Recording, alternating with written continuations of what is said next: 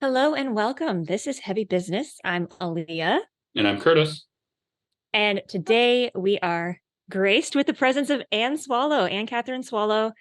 Thank you for being on the podcast. Um, Before we dive into it, I would love it if you would just introduce our listeners to yourself and who you are and what you do within the realms of metal. All right. So I'm Anne from Germany. I basically started getting into the metal scene and the whole music business in 2016. I started doing PR at Nuclear Blast. Then moved over to product management there. At the moment, I'm doing product management for Atomic Fire, but also band management, day-to-day stuff uh, with EPICA, INSOMNIUM, Sepultura. And I also do band photography. So, yeah, a little bit of everything just to never get bored. That's awesome. I did take a quick peek at the Metal Archives. I Metal Archives your name. And that was the one thing that did come up on Metal Archives was photography for a few bands. How did you get into that? And like, is it more like studio promotional photography, or is it like live photography? Um, Both actually, though. The most interesting part is, of course, the promo photography and just doing real shootings with bands. Um, but yeah, it basically started as a hobby, and I've been doing it as a journalist for a couple of years, just shooting concerts, of course. Um, and somehow I just got into that. Remember, once we had the issue at Nuclear Blast that we had a band that didn't deliver their band photos in time. So because we really, really needed magazine covers and everything, they knew like, hey, and you're doing a little bit of photography. Don't you want to try that out? And just like that, basically, I got into it and took a couple of photos, and then I really started to enjoy it actually. And yeah, it's not a big part of the job, so it just do like I don't know, 5, 6 shootings a year, if at all. But it's kind of the part that I enjoy doing the most, just because it's very relaxing and you don't. Yeah, it's a bit more artsy basically. As I'm not a musician at all, I have zero musical talent. I just found my little artistic side in photography there, basically. That's cool. Yeah, I imagine it's a little less high pressure. Um, Now you are currently performing the product manager role, as you said, um, with Atomic Fire, and you did for Nuclear Blast before the split. Um, and you mentioned doing PR before that. So can you maybe elucidate, shine a little light on the differences between PR and product management? Basically, as the product manager, you're overseeing the whole thing. So you have all the different um, parts that come together, maybe PR, distribution. Also, you got graphic department, etc. You're kind of that one person that um, coordinates it all, basically. So whenever a band starts their project or releasing the album, basically, then you're usually the second person to take over after the A&R, because they have their vision for the band. They kind of make their plans, what they want to happen for that album. And as soon as it gets into executing all of that, then the product manager comes in and is basically the main contact person for the bands. And as soon as they need PR, then I run over to the little PR person saying, "Hey, we should start doing interviews," or "Hey, they've just delivered artwork. Can you please take care of that in the graphic department, etc., etc." Okay, so do you are you the person that basically plans the timeline of all the releases? Yeah.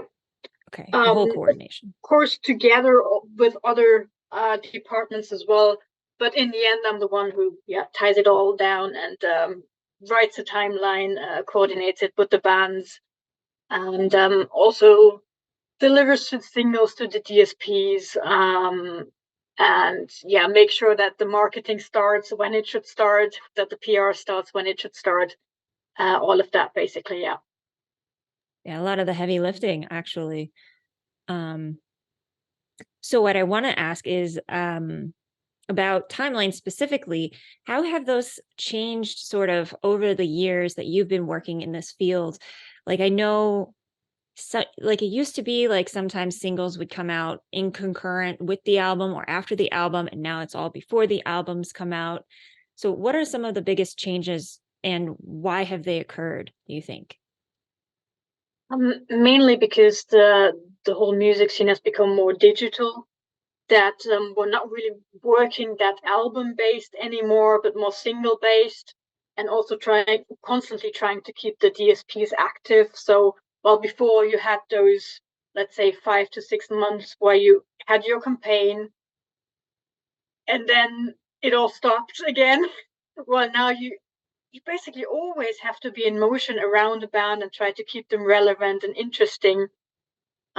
So whenever a band delivers an album with, let's say, 15 songs or something, where we're like, okay, it doesn't make sense to release them all at the same time, but we should rather, yeah, release two before and then start the campaign, start the pre-order, have a few more singles, have the album release, and then wait until the tour starts or something, and then release some more singles, etc., just to keep everything in motion. And the band in the spotlight somehow. Though of course that's very difficult if you have a lot of bands that always want to have the spotlight. I have Yeah, a. so that's sorry. I was just gonna jump in there. I just wanted to ask, like, how do you kind of figure out then the number of singles? I know you mentioned like if there's 15 songs and if there's a tour, but like for a new band versus an older band, how would you kind of figure out the timeline on singles and how many to release? Is there like a specific formula or like, The old school version was always that you start with one single on the pre-order date, then have another single about 4 weeks later, and then the third single or the focus track, so to say, that is, yeah, the album release single. So you always had those three singles where you wanted to have music videos or lyric videos or something um, interesting around that. Well, by now, I think, especially for the smaller bands, we start testing the waters a little bit with the first single, the second single, just build them up, see how they do on the DSPs or on the socials, and then actually just start looking into the physical product and what makes sense there. Or sometimes you actually have bands that are not that relevant for the physical market anymore, and where you'd only go on streaming. But luckily for all of us who need to earn a bit of money on there, there's still vinyl selling a lot in the metal scene, at least here in Europe. But no, I think in the US as well, of course.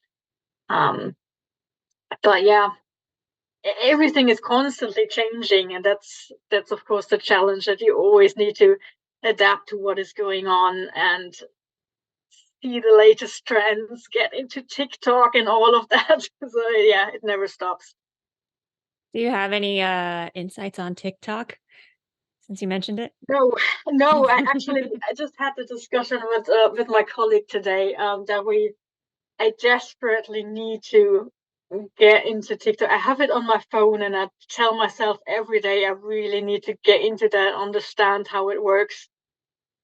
I just could not be arsed so far, but I know that it's Yeah. very necessary, even for metal bands, and that would kind of have to find a way to make TikTok work for them, because I think most metal bands, they shy away from it at this point. It's like, oh no, it's so silly and it's for kids, and I don't want to dance in front of my camera. So of course we just need to find a way to make things, yeah, work on that level and find a language for them, something more, yeah. I mean, there's not just silly videos on TikTok, I'm aware of that, but this is, I think, the picture that many bands or people that are not on TikTok have from that platform, including me, actually. So Oh, that sure, has sure. that has to change, of course. But Yeah. yeah, Yeah, there's a lot of like aesthetic based. Everything is like aesthetic based, like based off the type of imagery associated with it. So yeah, it's I can't say I fully understand it myself. So Are you on TikTok though, my personally? band is just my band. Okay. Yeah. So we've done a little bit of looking into it ourselves for that reason. But yeah, it's a whole different culture, a whole different ball game there. So I want to ask something, because we didn't really get into it too much. What is the product manager's role with social media with the band, if any? Like, do they make call the shots on it, or? It kind of depends on the label actually, because many of the bigger labels, they have their own digital strategist. So one person who takes care of the social media part for the band or for the project itself. Um, for Atomic Fire, it was more in my hands actually, where we came up with a couple of ideas and some things that bands should film or something like that. But yeah, you don't really have the time to dive into it as much as you want to or should actually. So it's always better to have a few more people around that. It's especially with so many different platforms and each platform having their own uh yeah little way of working. Fair. And then so I wanted to ask you, so like let's say a band signs with a label, what should they kind of expect to have happen then from the time that they sign to the time that the album comes out? Like nutshell version, obviously. Like what would they kind of be needing to expect in terms of signing to get the album out, if that makes sense? I think first of all, it's a lot of dry planning and just timeline rollout.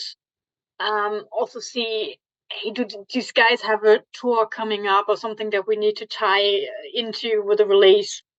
But if it's a completely new band, I think first of all, they have their talks with the A&R, discuss their vision for the band and what's possible. Of course, the label can also help to find a booking agency for them if it's really a baby band that doesn't have the contacts yet.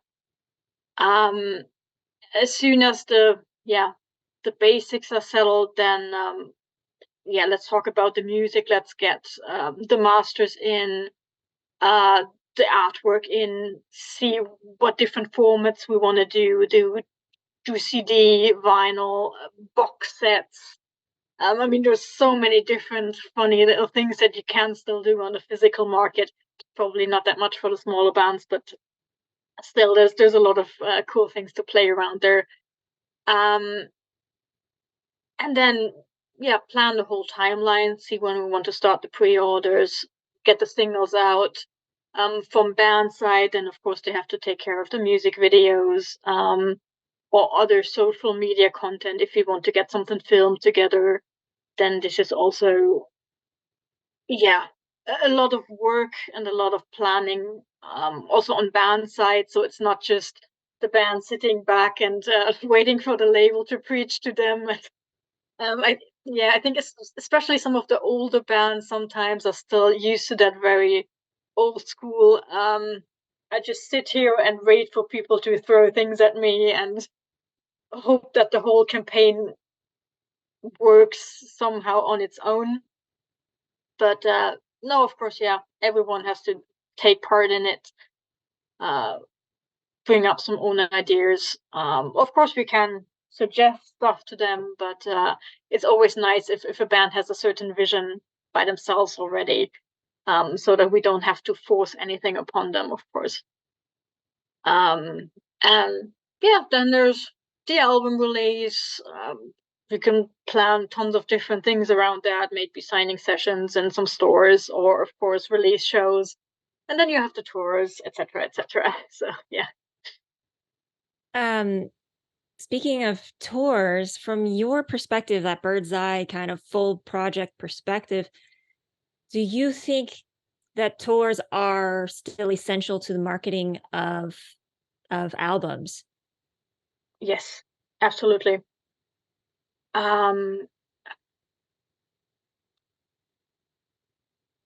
I know very few bands that only work as a studio project and that are actually successful with that. I mean, it can work. I'm not saying that it doesn't work, Sure, but sure. if you want to get started out today, then you just have to get out to the world, play, and it's also part of the whole your whole image that you want to have as a band. The live show is a big part of that, and of course you want to go out, you want to sell your merch.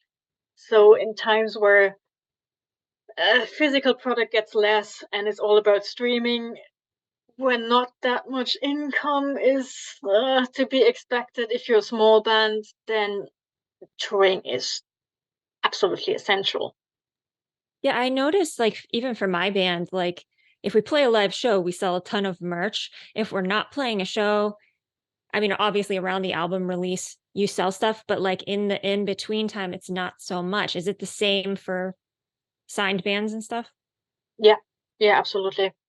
Um, you constantly have to do something. Maybe yeah, that you're going out to play shows or that you have a very active social media, but it really seems as if you're not poking people daily, maybe in one way or the other, then they're not really buying your stuff, which is super frustrating because yeah, I think most bands are thinking like I don't want to annoy people. I don't want to constantly me.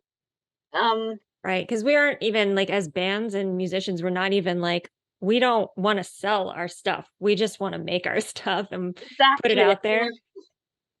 So I sympathize. Yeah.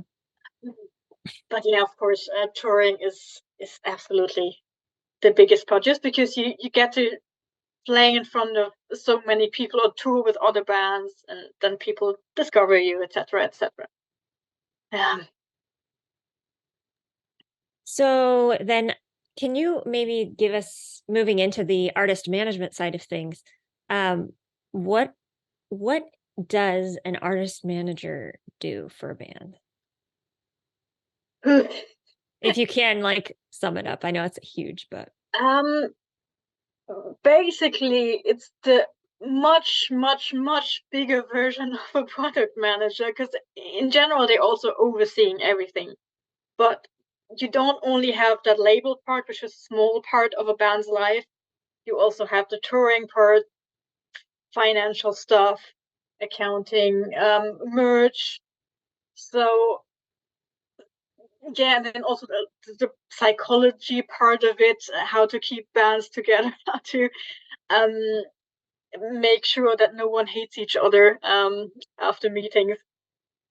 So yeah, basically you're leading a company to put it in a very dry way, but yeah, um, it's still kind of rock and roll, but you still need to get your shit together. And there's so many things to keep an eye on, which is since I've only gotten into it about 1.5 years ago, I still have the impression that I know nothing at all. It's so like when you do PR, when you do product management, and that's something you can learn within like 6 months or something, and then feel like, okay, I can do this. Well, management, there's so many things you have to keep an eye on. So many people you need to be in touch with to always push your band forwards. Meet up with people in Mexico and Brazil. If I look at my colleague who is constantly traveling and just always pitching the bands, always meeting up with festival promoters or whatnot. It's pretty extreme actually, and kind of intimidating for me still at this point. Let's see how it goes in 5 years. But yeah, a lot of things you have to know, and especially things that you don't really learn at school. No one can teach you that as long as you have someone who's kind of your mentor or who takes you by the hand and yeah, explains a few things to you, because no matter what you study at college, you're never gonna comprehend the music industry, or even the things that you read in the books. I mean, there are some good books about the music industry, but it's a completely different way of working. Yeah. Do you have any books you could recommend on the music industry?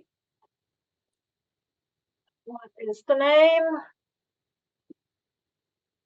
I see you looking at your bookshelf, so I think you do have something. Yeah, it's a German one, but I think it's kind of that Bible, everything you need to know about music business. Okay. Tasman. Okay. I think many people actually mention that, so it's quite a good one. I have a few more, but oh god, don't ask me. I actually It's started okay. reading them, but after a while, You can email me a reading list later, okay. maybe, if you're willing. Um, Actually, something I forgot to ask on the product management side of things, kind of, I guess it could bleed over into the artist management side of things. You mentioned kind of trying to always keep this buzz around a band, like even in between releases. Um, is there like a schedule, like you try to have a new track out to digital service providers like every 6 weeks, every 2 months? Like, is there anything specific like that, or is it kind of depends on the artist? I think it really depends on the artist. Of course, you want to have lots of singles out, but it's actually quite unrealistic just because a band doesn't write that much music. So that's a bit tricky, but yeah, from at least from the artist management side of things, you try to find ways to still keep the band going. So maybe releasing new merch, or of course have them on tours. Also take care of the social media. We have weekly meetings where we just go through the schedules of all our bands and make sure that every second day or even every day there's something posted, something that we can promote. Um, yeah, and then you go to the label and also try to keep them a bit busy. But yeah, that whole planning around an artist, I see that more on the management side and on the label side, just because the label only takes care of the band for maybe like 6 months. And then when the release is out, of course you still want to push them, but every I guess you still have to understand that they have 50 other bands on the label, so they can't take care of you 24/7, obviously. And you need to take things into your own hands at a certain point. Yeah. I guess the label's more focused on the album promotion cycle before the album comes out. And that's why Yeah. pre-orders are so important nowadays, I hear. Yeah, exactly. So in theory, it's that time between pre-order and album release that the label is really involved. You can of course still have them on board later or earlier, but yeah, sometimes you can't expect them to babysit you 24/7. I wanted to bring something up super quickly because you were at Nuclear Blast a while back. So how has it kind of changed then, if at all, where with the promo cycle then, if it's all ahead of time now? Because used to be it seemed like labels would also push an album post-release too, but now it doesn't seem that way. Or am I mistaken on that? Like even Um, 10 years ago, it even seemed like there was more of a push after as well. It seemed like that to me. Maybe I'm misunderstanding something. I think it depends on the like if you look at radio, for example, radio only basically starts as soon as the album is out. Yeah. Just before, you can't promote anything that's not out. Um, while magazines, they usually come in around release date or before to do the interviews. Sometimes you have the privilege to have the label also promote your tours a little bit, send out press releases, but that also depends on the label by now. Not everyone still does that, just for time reasons, basically. Um, yeah, but I don't know if if it changed that much.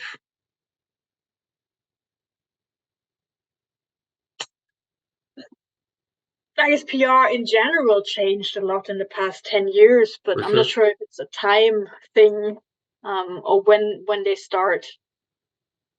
But yeah, more matter of discovering new ways of promoting a band, maybe, yeah, exactly, through podcasts or through YouTube channels, which didn't exist a few years ago, or at least no one realized their importance. Reaction videos, for example, still Yeah. a lot of people don't really get it. Yeah. But it's insane if you see that one reaction video gets 50,000, 100,000 views, while some of the interviews that the band did for an online mag, you see, like, okay, it was read 5 times, and you're like, Yeah. so yeah, there's a big shift there, and a lot of things change or still actually have to change. I don't even know where the whole journey is going to, or how PR will look like in 10 years. If it will still exist, if it's all on social media, I don't know. 100%.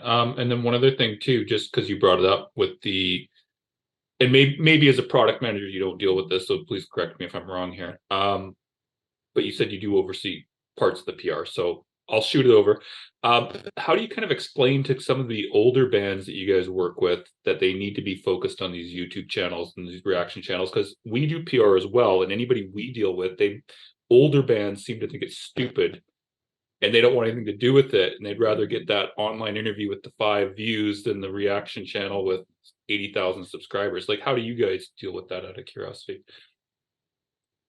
Exactly the same problem, actually. Yeah, I mean, there are some Okay. bands, even though they're old, they still stay on the ball and kind of always try to, well, they stay open actually for all kind of suggestions. But many of them are still like, hey, I'm gonna do 10 interviews only for print magazines, and then I sit I hate back and that. let you I guys hate do the that. rest. Yeah, and of course you can have discussions with these kind of people and try to explain it, but I often feel that if they so lost track of things, then it's sometimes not even possible to catch that up with a couple of Zoom calls, or just yeah. So yeah, I think some of those bands, they will just probably die out after a while. I mean, some have such a big level, of course, that they, no matter if they don't do any interviews with YouTube channels or whatever, they still stay relevant. But everyone that is on a medium level or even smaller level, I don't have that much for them to, but who am I to judge? Yeah. I mean, it kind of sucks when you see people that have like talent and they have good music, but they're not willing to take the steps that are needed to help other people hear their music. I have, experience with that feeling as Yeah. well. I mean, on the other hand, I do understand the musicians that say, hey, I just want to create music. Why do I have to get in front of the camera every day and have someone film me and do this and do that? Um, I think a lot of people are quite frustrated when they start to notice that it's not actually creating music, releasing music. It's just a very tiny part of your career. And I totally understand that this is frustrating, especially for the little melancholic soul that a musician has sometimes. Um, but yeah, sadly, it's part of the game to be that whole big nebula of social media, podcast, whatever. You always need to be on the ball and always need to get something out, interact with people. Yeah. Yeah. So you handle, when it comes to your artist management, you're handling some of the biggest players in the game. But the people that listen to our podcast, a lot of them are independent bands. Maybe they don't even have a manager, they're doing self management. Are there kind of any tips that you can offer on the management side of things, self-management, finding the right manager, things like that for more independent bands? Um, I think at the beginning it's not too bad to start doing things on your own just to learn how everything works.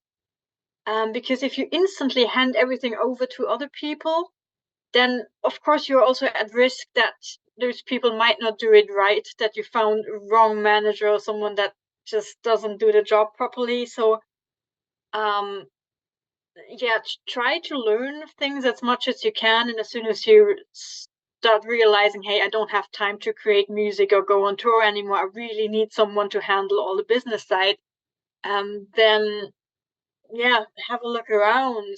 And it's, I mean, the fun thing about artist management is that you, of course, you can learn it at university. I think probably 2 or 3 people in this world have learned it, but it's just people that are in the music industry somehow in some way, and that's are self-taught. And as long as they really love your music and believe in you, then it's kind of worth a shot, just trying it with them at the beginning, um and grow with them.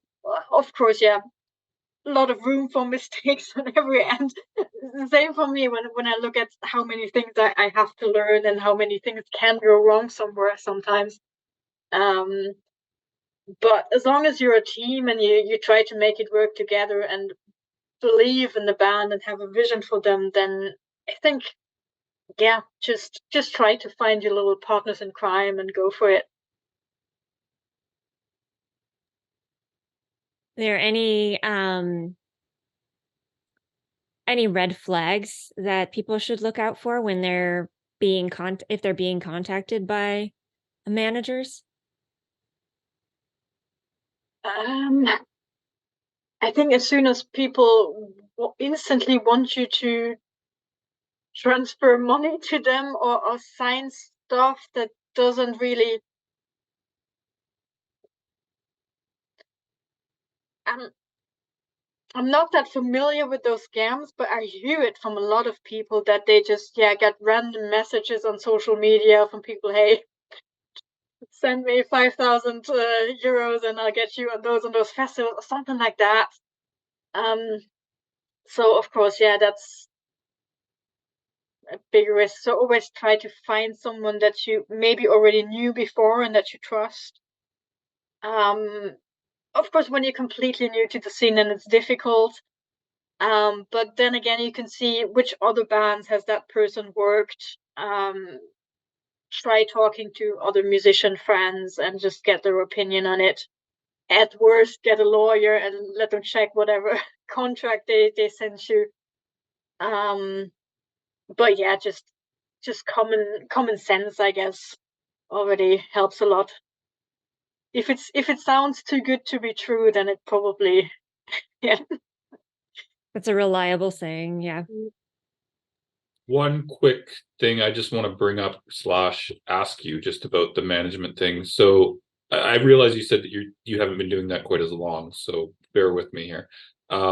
What should a band do you think if they do, let's say they do get approached by a manager, or they're in the process actually of shopping for a manager, let's say, what would be the things you would suggest they look for in the manager? I realize the manager also has to want the band, but like let's say that they want to get a manager, what should they be looking for in terms of what are the things?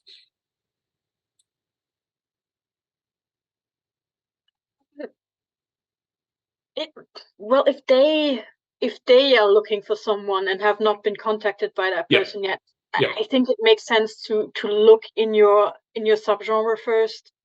I don't know if you play music that sounds like Lamp of God and see who manages Lamp of God and try to probably get in touch with 5B. Um, Something like that. It might not always work, but then even if you don't go for the biggest bands and the biggest manager, probably see for the smaller ones. Um, And it also matters what you expect from a manager, because there are different things that managers can actually handle for you. Some only do the admin stuff and the paperwork, basically. Others want the full packages where, yeah, they take care of every aspect of, or even be some sort of personal assistant to that musician. But I think that is not really the case anymore. That used to be in the 80s, maybe. But yeah, you can also just do a light version and say, hey, I really need help in that field. Can you assist me with that while I still handle other things, like I want to take care of the merch, I want to talk to the label myself. That is also totally fine and just up to what you actually need in your situation. I got one more follow-up on that, actually. So, what would you say a manager would be looking for in a prospective client, like for a newer band? Because again, bands are always saying, I need a manager, but they don't really need a manager. They just want someone to hold their hand, basically, like you said. But like, what would you say a manager or management company would be wanting before they would be willing to take on a newer band? Well, of course, besides the fact that they have some sort of commercial potential in a way, and you actually think, okay, I'm going to make money with that client, maybe as stupid as that. Well, But most bands also, don't even think about that, though. They think they go yeah, like, I have 5 followers, I need a manager. And it's like, no, you don't. But anyways. yeah, that's the thing. I mean, you need to have a certain potential, and you can still be a super small band that doesn't have super many followers or many streams. But if there's some sort of development that shows, and even if you've just been around for 1 year, but hey, there's already some growing on your DSPs or whatever, then of course that sparks a certain interest, and you can start believing in that band or artist. Um,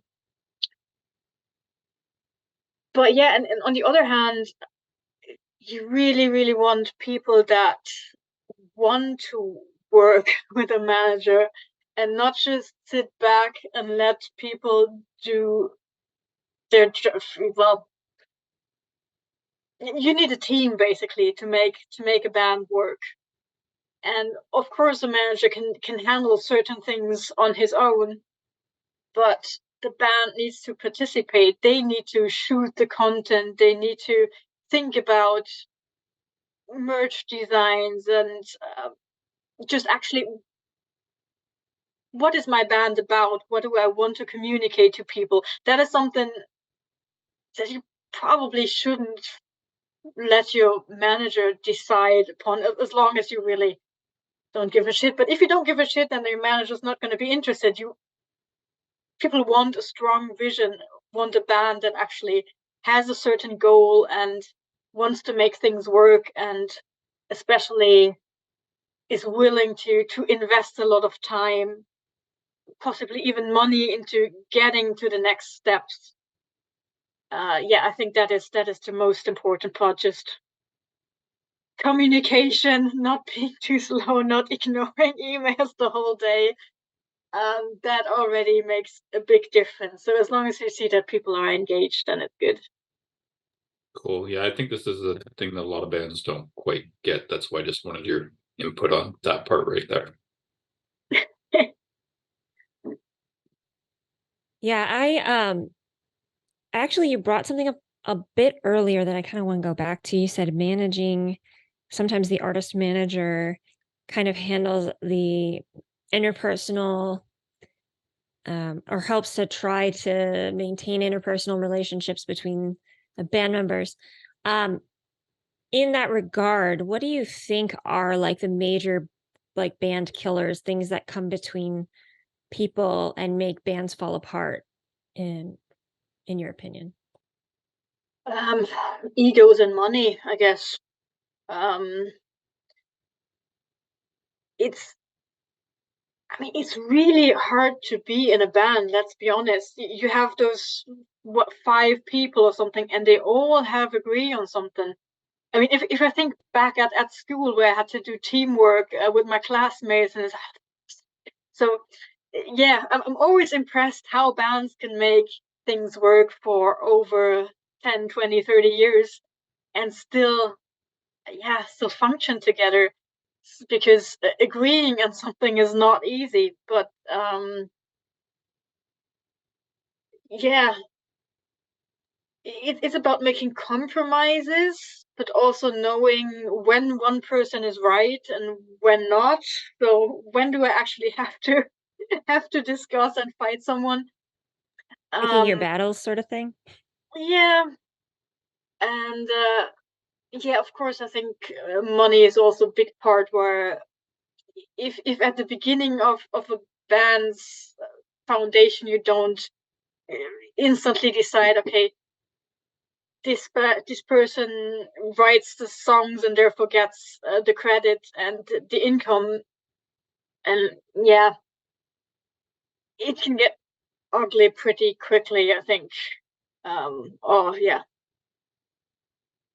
anytime actually. But yeah, so being a little bit the one in between and trying to not let people kill each other is also sometimes a big part. I mean, not all bands are difficult or anything, not at all, but of course it happens in a long relationship of being in a band. So I mean, that's just like it's people being in a relationship together for a long time. It's just like, people in relationships fight. You get in yeah, disagreements sometimes you about need things. a marriage counselor a little bit, yeah.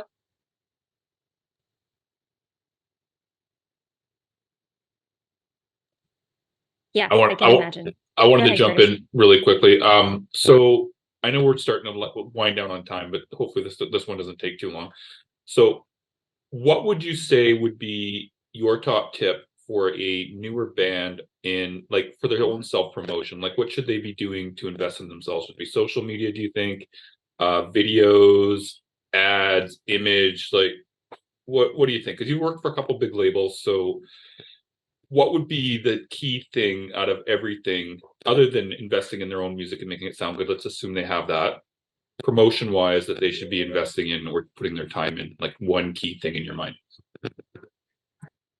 Sadly, all the things that you just mentioned, that's the Damn it. problem. It's really hard because, let's say, music videos are a very big part and important. But then again, if you only have the music video up on YouTube, but you don't have any promotion, any ads going, no one's gonna see your super cool video. Exactly. So yeah, then you need ads, or you need some additional social media content that you need to film or wherever to actually promote your video again. So it's all going full circle all the time. And I totally understand how frustrating that can be for a band that just put a lot of money into finalizing their album, getting it mixed and mastered, which is shitloads of money actually. And then you're standing there in front of your little social media account with 20 followers and just think, okay, how do I get people to listen to my music? After you So split the budget. yes, yes. So it's actually, yeah, being in a band is one big black hole for your entire wallet. It Yeah, really is. yeah. So try to play a couple of shows and maybe get a bit of money from that. But yeah, at the beginning, it's just investing a lot and a lot of money, and no one can guarantee you that it works out. That's the very sad thing. So yeah, every musician still has my biggest respect just for going in and trying to make it work, actually trying to make it work for decades without ever probably taking off, but still believing in it and being so passionate about it that they don't want to let it go. So it takes a lot to be that person, definitely. Well, I think it's about time for us to wrap things up. But do you have anything you want to share about what's coming up for you in the next year or 6 months? that you think people should pay attention to? Well, it's never about me actually. It's just about my band. So no, we've got a new Insomnium EP coming up on November 3rd and a European tour. So that might be interesting. Oh yeah, that should be. Yeah, so many things going There's on. constantly things probably going, yeah. Yeah, Well, but no, it never gets boring. That's the good thing about the music industry. absolutely. Well, thanks again so much for coming on the podcast. This was a really interesting conversations. Appreciate your insight. Thank you for having me. And everyone listening, thank you for listening. And until next time, make like a bull and throw those horns up.